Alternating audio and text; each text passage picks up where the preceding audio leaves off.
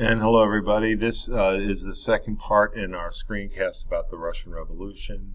And I was going to make two, but the length of the first video and the length of what this would be has made me decide to make these into a few smaller videos. These can be used as a supplement or even a replacement in many cases for the text, and will certainly help you with your comprehension questions. I recommend you use the notes that I provided. So why is there a second revolution, the Red October? Well, it was really the failure of the ruling party under Kerensky, called the Mensheviks, to run the country effectively. The biggest mistake they made is they stay in World War I. Their reason is they want to maintain a friendship with France and England, and they will need those two countries' support as they change. However, they don't read the mood of the country. The country is fed up with the casualties. They're fed up with the war. They're starving. And the country is very upset by Russia staying in the war. The second thing is that the Bolsheviks are not going to allow the Mensheviks to succeed. The Bolsheviks are the radical Reds and the communists, and the Mensheviks are moderate socialists. They believe in liberty. They want to bring some socialism, but keep private ownership to some degrees and find a balance that will work for Russia. Well, what happens is the Reds revolt in November, mostly due to the war. Units mutiny, there are strikes everywhere, and a very small radical corps take over the government and destroy the government in Moscow, and they take over St. Petersburg.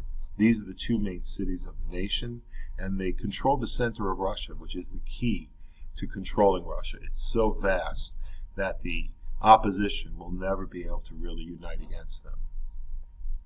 What are some of the actions the Bolsheviks do right away? And what is compared to part of natural rights? They end the private ownership of land. No one can own land.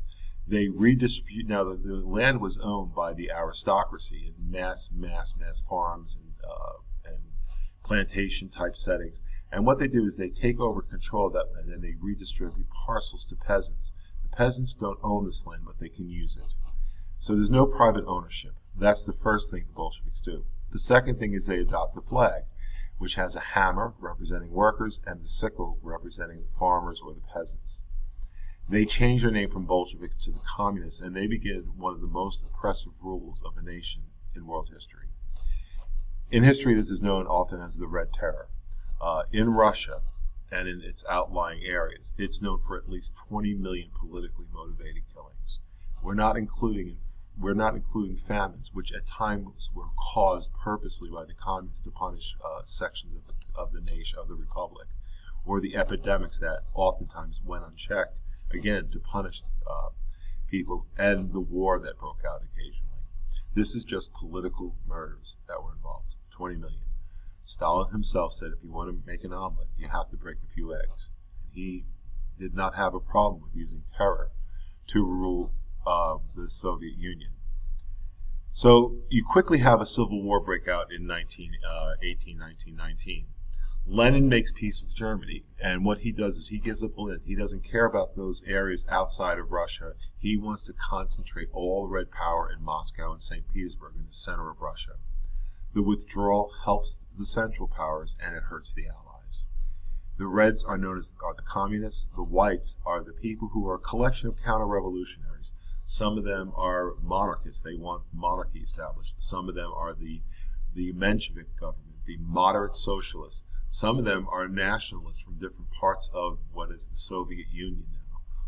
People from Poland, people from Lithuania, people from Georgia, different sections of the country that they want independence, because immediately upon the communists take over, Russia becomes the center and everything else just becomes basically their job is to provide for Russia. The Allies aid the Whites. They send soldiers to the Whites. They send supplies. And the Reds use this, and they say, these are foreigners, and they appeal to nationalism to get the people to throw out the foreigners, and that you don't want to go back to the aristocracy, although the aristocracy was not the major force of the Whites. It was mostly the people who were pro-democratic, pro-democracy, but moderate socialists. This is a poster that shows the Whites trying to crush the monster that is communism. This is a propaganda poster. It's made to make your side look right and the enemy look horrible. The result is a brutal civil war, and the Russian Civil War is one of the most brutal in history. The Reds, first of all, used terror against civilians. They used secret police, called the Cheka. They used murder and forced labor to suppress dissent within Russia itself.